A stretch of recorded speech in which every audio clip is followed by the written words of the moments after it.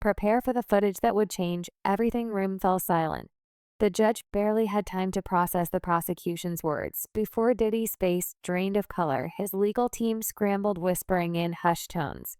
But there was no stopping it now. The moment the prosecution announced they had video evidence featuring a teenage Justin Bieber, the energy in the room shifted. We are going to get started with something that Diddy and his lawyers knew was coming down the pike eventually, and now it has happened. A new indictment, it's called a superseding indictment. It really replaces the original one that the federal prosecutors had filed against him. And the big headline here is that now they are saying there are 2 more. This wasn't just another lawsuit, another allegation. This was something different.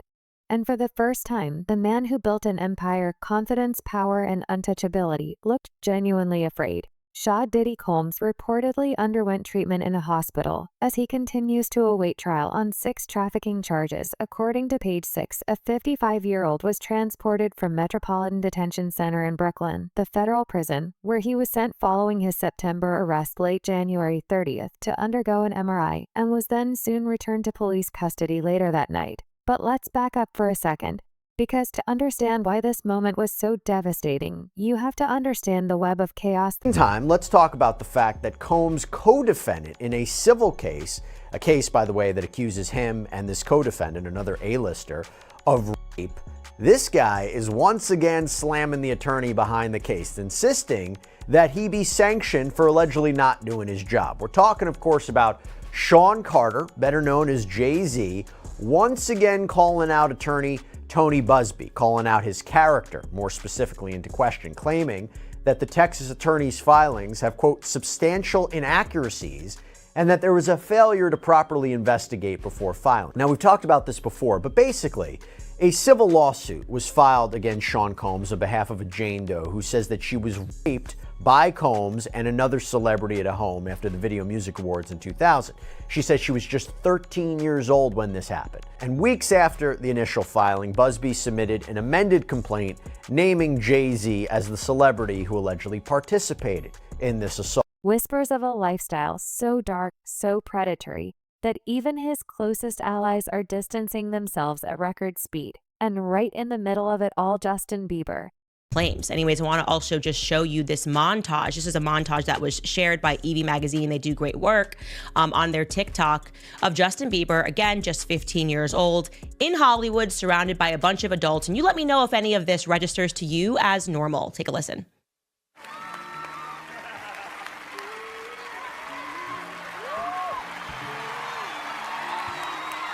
Wow!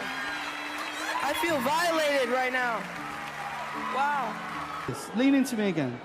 You smell amazing. How old are you? Thank you. How old are you? I'm 16. I'll be 17 in like 2 weeks. I don't ever remember smelling that good at 16. Like that was bad. Yeah. Wow, look at your eyes. Look at what a beautiful face. All right. For years, people speculated about Diddy's strange influence over the young pop star. But after Diddy's arrest in September, fans started putting the pieces together. Why was Bieber always around him as a kid? Why did Diddy speak about their time together like it was some kind of secret rite of passage? Then came the resurfaced footage. A clip from 2009 suddenly started making rounds online in it. Diddy is seen boasting about spending 48 hours with 15-year-old Bieber. What we're doing. We can't really disclose. Diddy brags, grinning at the camera. But it's definitely a 15-year-old's dream. Bieber sitting beside him plays along. Let's just go get some girls. Justin Bieber turned 15, and it suddenly seemed that Hollywood was keen to almost initiate him. I think that's the right word. Like there was almost like this initiation that he needed to go through. So I want you to be now super uncomfortable and watch this video of an interaction between him and none other than Diddy. Take a listen. Justin, you ever seen the movie 48 Hours? Right now, he's having 48 hours with Diddy, him and his boy. They're having the times of their lives, you know, where we hanging out and what we doing, we can't really disclose, but it's definitely a 15-year-old's dream. You know, I have been given custody of him. You know, he signed to Usher. I'm signed to Usher. I had legal guardianship of Usher when you know he did his first album. I did Usher's first album. I don't have legal guardianship of him, but for the next 48 hours, he's with me. So and we gonna go full crazy. I'm going crazy. At the time, it seemed like nothing more than an odd exchange between a powerful music mogul and his young protege. But after the allegations against Diddy exploded, that clip started looking a whole lot more sinister. So young Justin Bieber, who was signed by Usher, involved with Scooter Braun, now all of a sudden he's being put in the hands of Diddy, who, it is true, he became the legal guardian for Usher. You can look up all of the allegations of what Diddy did to Usher. A lot of this coming out via multiple lawsuits that essentially, if we were to put it in a nice context, or at least use a euphemism for something that's really disgusting, the allegations are essentially that Diddy very much initiated Usher into Hollywood. And as we are going through these lawsuits and Diddy is in prison, we are recognizing that everybody knew this was an open secret about what Diddy was doing. So it just begs question, who allowed Justin Bieber to be in the presence of this man, knowing what he was up to? Allegedly up to. That seems to be very clear, that there is some veracity to those claims. And then the unthinkable happened inside the courtroom. An attorney for the prosecution produced a video, a piece of evidence, so significant that Diddy's legal team immediately objected, but it was too late. The judge allowed it. The defense wanted copies of these videos handed over to them, not just the ability to view them at like the prosecution's office. They wanted copies of these videos for themselves. And I've talked to lawyers about this before. There's a big advantage to having the electronic video, the electronic evidence yourself, right? You don't have to always go over to the other office. You can view the materials on your own. It's a way to better prepare for your defense. And Sean Combs' lawyers argued that under the federal rules of criminal procedure, if the defendant asks for it, the government has to give a defendant the opportunity to inspect and to copy electronic data that is in the government's possession. Judge Subramanian denied the defense's motion to amend the protective order, but without prejudice, meaning this issue could be revisited. So Subramanian's order reads, quote, "While the government objects to handing the videos over, they provide several options for a defendant to consider that would permit the defense to view the videos, access the information they're looking for, and even allow them to manipulate the videos as they see fit." For years, Bieber has dodged questions about his early career, his mentors, and the industry figures that shaped him. But ever since Diddy's legal troubles began, Bieber has been making quiet moves that suggest he's distancing himself from his past. Bieber's got more on his mind than Diddy's arrest. A source telling ET the new dad's energy is going towards wife Haley and son Jack. And he's not focused on what is going on with Diddy or the allegations against him. Combs allegedly planned and controlled the sex performances, which he called freak-offs. The insider info coming after footage of Diddy and Justin resurfaced on social media. Videos showed the disgraced media mogul alongside teenage Justin, with online sleuths speculating if, at the time, he subjected the pop star to his alleged freak-off. First, he unfollowed Usher, a small thing, maybe. But given that Usher was the one who introduced him to Diddy, it raised eyebrows. Then he cut ties with Scooter Braun, his longtime manager, and the man who was supposed to protect him in the industry. Okay, Justin was signed when he was just 13 years old, and I should mention he was signed by Usher to a label that was owned jointly by both Scooter Braun and Usher, and he was considered Usher's protege. He has been described Usher as his mentor. Justin Bieber, is continuing the purge. He has now moved to unfollow Usher, okay, his original mentor. So this is a very big story. And the reason why we should discuss this and we should not diminish what is happening, it's not celebrity drama. This is actually the fall of Babylon that we are witnessing, Hollywood Babylon, that is. Then came the resurfaced interviews, Bieber speaking about the struggles of being young in Hollywood, the people who failed him, the trauma he's still processing, and that viral moment, the one where Bieber, visibly emotional, spoke about wanting to protect young stars like Billie Eilish from the horrors of the industry. Suddenly, that clip hit a little differently. He did an interview back in 2020 with Zane Lowe. I think this was on Apple Music. And he was speaking about another young artist that was coming up, Billie Eilish, and Eilish. And he was basically speaking about how he wanted to protect her because she was now another young person, a rising artist in the industry. And sort of out of nowhere, he became quite overcome with emotion. Take a listen. Did you feel protective of her? Yeah, I definitely feel protective of her. It was hard for me being that young and being in the industry and not knowing where to turn, and everyone, telling me they love me and, just turn their back on you in a second. So yeah, it's hard because I want her to know that, she can count on me, but at the end of the day, I'm never gonna force myself to be in a relationship with her. It has to be natural, right? So I just kind of, let her do her thing, and if she ever needs me, I'm gonna be here for her. But yeah, just protecting those moments because people take for granted encounters, and I'm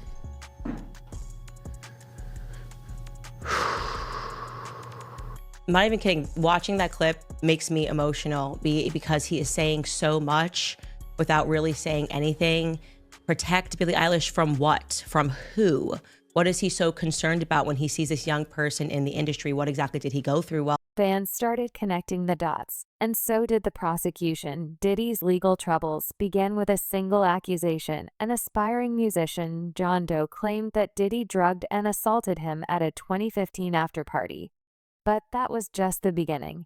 Well, disgraced movie mogul Sean Diddy Combs has been slammed with another lawsuit. An unnamed person has accused the music mogul of drugging and assaulting him. As per a lawsuit which was filed in New York, the incident allegedly took place in 2015. Prosecutors and the lawyer representing the alleged victims in the case have been behind a substantial number of suits brought against Combs over the past year, including one that named Jay-Z as an additional defendant. The new lawsuit says that in 2015, the unnamed male person had approached Combs with the aspirations of becoming a rapper and singer. The 23-year-old was scheduled to open for a popular music artist at a series of Los Angeles nightclubs. Now, prior to his performance, he was informed that Combs would be in attendance, and should the performance go well, Combs would consider signing him to Bad Boy Records. The lawsuit further stated that later that night he attended an after party where there were other well-known entertainers who were taking in drugs. Now, one of Combs' associates handed him a drink which he later realized was drugged. The unnamed person has further claimed that during his unconscious state, Diddy Combs had engaged in unconsented sexual activities. Meanwhile, in a statement provided to media, Combs' attorneys say, and I'm quoting here, "As we've said before, Mr. Combs cannot respond to every new publicity stunt, even in response to claims that are facially ridiculous." More allegations followed. A full-scale investigation uncovered years of abuse, an alleged criminal enterprise that involved trafficking, coercion, and a network designed to keep victims silent. According to the complaint, Jane Doe says that, again, when she was 13 years old in 2000, when her and a friend drove to Radio City Music Hall in New York City, where the Video Music Awards, the VMAs, were being held, she says she didn't have a ticket. So what does she do? She mills about outside, and that's when she says that one of Sean Combs' limo drivers told her to come back later and he would take her to an after party. She claims that she was given a drink at this after party, which she now believes was drugged. She claims she started feeling woozy, went to find somewhere to lay down, and that is when she says she was raped by Jay-Z and Sean. Prosecutors say Diddy's infamous freak-offs, his private drug-fueled parties, were far more sinister than the public ever imagined. Women, men, and even celebrities were allegedly caught in the crossfire, manipulated, and exploited under the guise of industry networking. Morning, new details allegedly inside Diddy's world before his shocking arrest. The entertainment mogul now behind bars for federal sex trafficking and racketeering charges. It was a circus. He did whatever he wanted, and we were just at his disposal.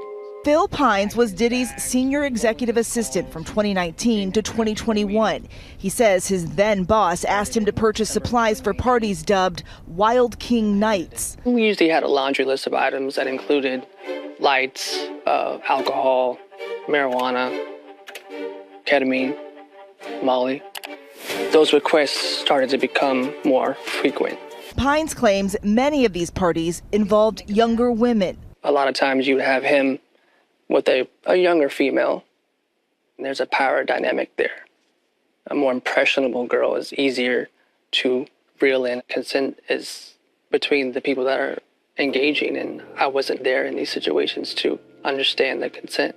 The new interview, part of Investigation Discovery's docuseries, The Fall of Diddy. My job is to shield his private life from the public. Pines even sharing audio he says is of Diddy telling Pines to bring him various substances during those Wild King nights. Phil, I need some Cialis. Can you give me 20 Xanax, please? Hey, Phil, I need a plan B. I remember hearing the words, "Prove your loyalty to me, King." He grabbed me by the shoulders, pushed me to a girl that was on the couch. Bieber was around for all of it. And now the question isn't just what he saw. It's whether he too was a victim. Because if that video is as damning as insiders claim, it could change everything. That's the thing. Right? I have kids. I don't even post. And then, the Twitter trolls will be, we're her kids. Well, I'm protecting them.